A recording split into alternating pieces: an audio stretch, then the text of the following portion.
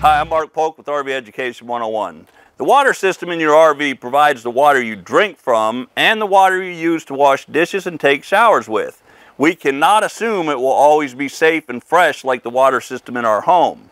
So, to make sure the RV water system is clean and safe to use, all you need to do is sanitize it. Here's how you do it. Possibly the most important step you can take concerning your RV water system is to periodically sanitize the system. At a minimum, I recommend sanitizing the water system every spring when you take the RV out of storage and anytime you notice stale water or an odor. What you will need to do the job: regular Clorox bleach. Make sure you use a Clorox household bleach product that sanitizes and disinfects. Some Clorox products do not sanitize and disinfect. Measuring cup. 1 gallon pitcher full of potable water, small funnel. Sanitize the RV water system. You can start by draining the water heater. Turn off any source of water going to the RV. Open a hot water faucet to relieve any water pressure. Go to the outside compartment where the water heater is located. The drain plug or petcock is located at the bottom of the tank. Remove the plug and open the pressure relief valve on top of the water heater to assist in draining. Note, if you have a suburban water heater, remove the anode rod using a ratchet with an extension and a 1 1/16 inch socket to drain the water heater. Caution: never drain a water heater when it is hot or under pressure. If you have an on-demand water heater with a copper heat exchanger, it must be bypassed prior to sanitizing the water system. Consult your water heater owner's manual. Next, locate the low point water drain lines. There will be one for the hot and one for the cold water lines. This is the lowest point in the water system. Open the drains and let the water drain out. Locate the drain for the fresh water holding tank and drain all the water from it. At this point, you can turn the water pump on for a few moments to help force any remaining water out of the system.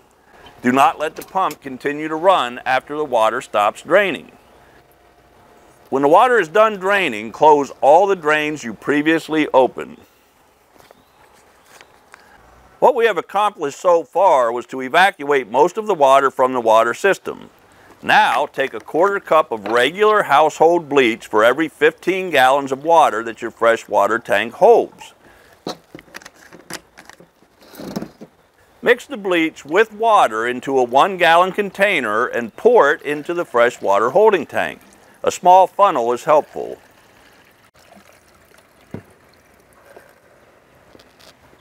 Fill the freshwater tank almost completely full of potable water. Turn the water pump on and open a hot water faucet to fill the water heater tank. If you have an on-demand water heater with a copper heat exchanger, it must be bypassed prior to sanitizing the water system. Consult your water heater owner's manual. When the water heater tank is full, open all hot and cold faucets one at a time and run the water until you smell the bleach at each faucet.